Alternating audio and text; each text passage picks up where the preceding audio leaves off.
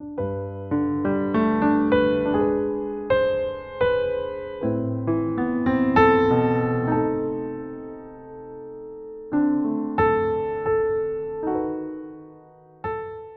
19장. 욥이 대답하여 이르되, 너희가 내 마음을 괴롭히며 말로 나를 짓부수기를 어느 때까지 하겠느냐? 너희가 10번이나 나를 학대하고도 부끄러워 아니하는구나. 비록 내게 허물이 있다 할지라도 그 허물이 내게만 있느냐? 너희가 참으로 나를 향하여 자만하며 내게 수치스러운 행위가 있다고 증언하려면 하려니와, 하나님이 나를 억울하게 하시고 자기 그물로 나를 애워싸신 줄을 알아야 할지니라. 내가 폭행을 당한다고 부르짖으나 응답이 없고 도움을 간구하였으나 정의가 없구나. 그가 내 길을 막아 지나가지 못하게 하시고 내 앞길에 어둠을 두셨으며 나의 영광을 거두어 가시며 나의 관모를 머리에서 벗기시고 사면으로 나를 헐으시니 나는 죽었구나. 내 희망을 나무 뽑듯 뽑으시고 나를 향하여 진노하시고 원수같이 보시는구나. 그 군대가 일제히 나와서 길을 도두고 나를 치며 내 장막을 둘러 진을 쳤구나. 나의 형제들이 나를 멀리 떠나게 하시니 나를 아는 모든 사람이 내게 낯선 사람이 되었구나. 내 친척은 나를 버렸으며 가까운 친지들은 나를 잊었구나. 내 집에 머물러 사는 자와 내 여종들은 나를 낯선 사람으로 여기니 내가 그들 앞에서 타국 사람이 되었구나. 내가 내 종을 불러도 대답하지 아니하니 내 입으로 그에게 간청하여야 하겠구나. 내 아내도 내 숨결을 싫어하며 내 허리의 자식들도 나를 가련하게 여기는구나.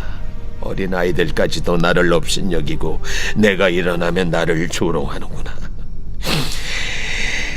나의 가까운 친구들이 나를 미워하며 내가 사랑하는 사람들이 돌이켜 나의 원수가 되었구나. 내 피부와 살이 뼈에 붙었고 남은 것은 겨우 잇몸뿐이로구나. 나의 친구야, 너희는 나를 불쌍히 여기다오. 나를 불쌍히 여기다오. 하나님의 손이 나를 치셨구나. 너희가 어찌하여 하나님처럼 나를 박해하느냐? 내 살로도 부족하냐? 나의 말이 곧 기록되었으면, 책에 씌워졌으면, 철필과 납으로 영원히 돌에 새겨졌으면 좋겠노라. 내가 알기에는 나의 대속자가 살아계시니 마침내 그가 땅 위에 서실 것이라. 내 가죽이 벗김을 당한 뒤에도 내가 이 육체 밖에서 하나님을 보리라.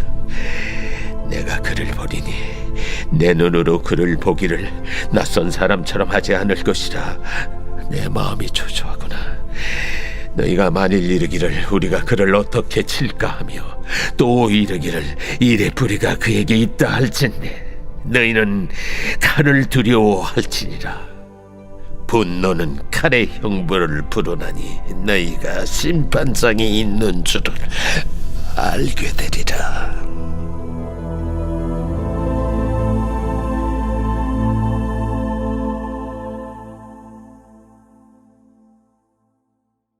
오늘 우리에게 주시는 하나님의 말씀은 욥기 19장입니다. 이제 욥기의 거의 절반 부분인 19장이 되었습니다.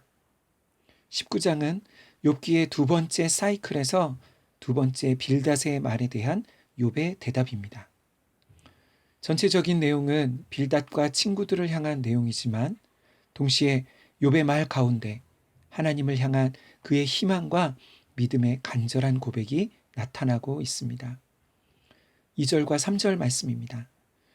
너희가 내 마음을 괴롭히며 말로 나를 짓부수기를 어느 때까지 하겠느냐?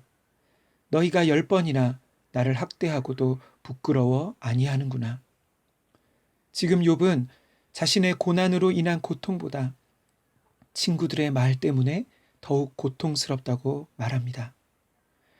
그들의 말이 얼마나 욥에게 괴로움을 주었는지 마치 욥의 마음이 부서진 것 같았습니다.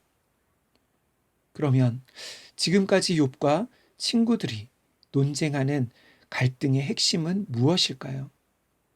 먼저 욥의 친구들의 주장은 그동안 살아온 그들의 생각과 신앙으로 하나님은 의인에게는 복을 주시지만 악인에게는 형벌을 주신다는 인과응보의 논리로 욥의 고난이 그가 하나님 앞에 회개하지 않은 어떤 죄 때문이라고 말합니다.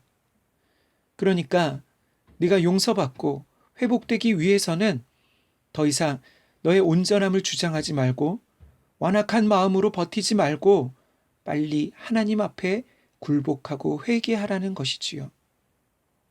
그런데 욥은 아무리 생각해도 자신이 하나님께 이런 고난을 받을 만한 죄가 생각나지가 않았습니다. 차라리 하나님이 자신의 죄를 말씀해 주시고 가르쳐 주셔서 회개할 수 있으면 좋겠는데 하나님은 아무런 말씀이 없으십니다. 그런 상황에서 욥은 그저 고난에서 빨리 벗어나기 위해 마음도 없이 회개하는 척 할 수가 없었습니다. 그래서 욥은 하나님께 믿음으로 질문하며 문제 제기를 하기로 했습니다. 이것이 욥과 친구들의 논쟁의 핵심입니다. 이제 7절부터 12절에서는 욥이 하나님이 자신을 마치 원수와 같이 대하신다고 말합니다. 자신의 모든 고난과 일어나는 상황들을 보면서 그 모든 일이 하나님이 욥을 공격하시는 것으로 생각할 수밖에 없는 것이지요. 마치 군대를 보내셔서 자기 하나를 둘러 진을 치고 공격하시는 것 같았습니다. 지금 욥에게 중요한 것은 친구들의 정죄와 판단보다 하나님이 나를 어떻게 보고 계시는가였습니다. 우리도 고난을 당할 때 이런 생각이 들 때가 있는 것 같습니다. 정말 하나님이 내 편이신가? 아니면 나를 대적하고 계시는가? 이것이 고난의 때에 믿는 자들을 더 힘들게 하는 것이지요. 욥은 고난의 상황 자체보다 그 고난을 주시는 하나님과의 관계가 더 그의 마음에 눌리는 일이었습니다. 그리고 13절부터 19절에서는 욥의 또 다른 고통이 나옵니다. 그것은 사람들의 외면과 소외였습니다. 13절에 욥 주변의 사람들이 어떻게 욥을 멀리했는지가 나오기 시작합니다. 먼저 욥의 형제들과 친척들이 욥을 외면했고 등을 돌렸습니다. 그 다음엔 욥의 집의 종들도 욥을 낯선 사람처럼 이방인으로 여기는 것이죠. 17절에는 욥의 아내가 그의 숨결조차 싫어한다는 표현이 나옵니다. 18절과 19절 말씀입니다. 어린 아이들까지도 나를 업신여기고 내가 일어나면 나를 조롱하는구나. 나의 가까운 친구들이 나를 미워하며 내가 사랑하는 사람들이 돌이켜 나의 원수가 되었구나. 아멘. 고난당하기 전에 욥은 사람들이 무시하고 멸시할 만한 사람이 아니었습니다. 그는 동방에서 가장 부자였을 뿐만 아니라 흠이 없고 경건한 사람이었으며 주변의 어려운 사람들에게 많은 선행을 베풀었던 사람이었습니다. 그래서 사람들은 욥을 존경했고 그 앞에서 몸가짐을 조심할 정도였습니다. 그러나 욥이 고난을 당하자 주변의 모든 사람들이 욥을 멀리하며 떠나갔습니다. 도대체 왜 그랬을까요? 어느 날 스바 사람들이 욥의 종들을 죽이고 소유를 빼앗아 갔습니다. 또 하늘에서는 불이 떨어져서 욥의 가축들, 양들과 종들을 죽였습니다. 그리고 갈대아 사람들이 나타나 그의 남은 모든 소유를 약탈해 갔습니다. 무엇보다 큰 광풍과 같은 바람이 집을 무너뜨려서 욥의 10명의 자녀들이 다 죽음을 당했습니다. 이 모든 재앙이 하루아침에 하루 동안에 다 일어난 것이지요. 다시 말해 사람들이 욥을 멸시하고 그를 외면했던 이유는 그의 고난이 그저 우연한 일이 아니라 하나님의 저주와 심판으로 그가 이 모든 재앙을 받았다고 여겨졌기 때문입니다. 그래서 심지어 어린아이들도 욥을 멸시하고 조롱한 것이지요. 이것이 욥의 또 다른 고통이었습니다. 사랑하는 성도 여러분, 고난의 순간에 우리를 더욱 괴롭게 하는 것은 사랑하는 사람들, 친구들과 가족, 형제들이 외면하고 등을 돌리는 것입니다. 고난은 욥의 모든 관계가 단절되고 소외되게 만들었습니다. 지금 욥은 하나님과의 관계뿐만 아니라 사람들과의 관계도 모두 끊어진 것 같았습니다. 성경에서 사탄은 참소자, 속이는 자라고 불리웁니다. 사탄이 참소자라고 불리우는 것은 하나님께 우리의 죄를 고소하고 고발한다는 것이지요. 마치 하나님 보십시오. 이런 자를 어떻게 성도라고 할 수 있습니까? 이런 자를 지옥에 보내지 않으시면 누가 지옥에 가겠습니까? 그렇게 말하는 것이지요. 그리고 속이는 자 사탄은 끊임없이 우리 마음과 생각에 거짓 메시지를 속삭입니다. 하나님은 너를 사랑하지 않는다. 내 고난과 고통을 봐라. 하나님이 너를 사랑하신다면 어떻게 이런 고난을 주시겠는가? 이러한 생각으로 사람들은 살아갈 소망과 이유를 잃게 되는 것이지요. 그 모든 상황에서 욥은 놀라운 믿음의 고백을 하고 있습니다. 23절로 26절입니다. 나의 말이 곧 기록되었으면, 책에 쓰여졌으면, 철필과 납으로 영원히 돌에 새겨졌으면 좋겠노라. 내가 알기에는 나의 대속자가 살아계시니 마침내 그가 땅 위에 서실 것이라. 내 가죽이 벗김을 당한 뒤에도 내가 육체 밖에서 하나님을 보리라. 아멘. 욥은 자신의 말이 책에 쓰여지고 영원히 지워지지 않도록 철필과 납으로 바위 위에 새겨지기를 원합니다. 그 말은 내가 알기에 나의 대속자가 살아계신다는 것입니다. 여기서 대속자라는 표현은 고엘을 의미합니다. 고엘은 공경에 처한 가족을 도와주는 가까운 친척과 같은 사람을 의미하는데요.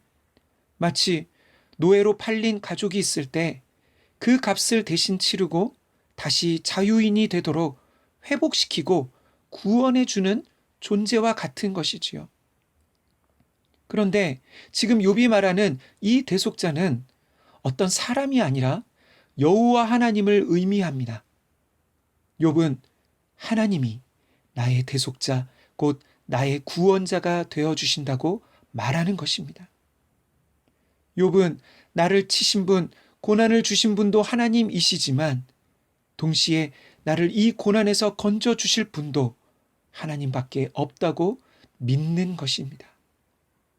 모든 사람이 나를 버리고 외면한다 할지라도 하나님은 자신을 버리지 않으실 거라고 믿는 것이지요. 그리고 마침내 그 하나님을 보게 될 것을 고백하고 있습니다.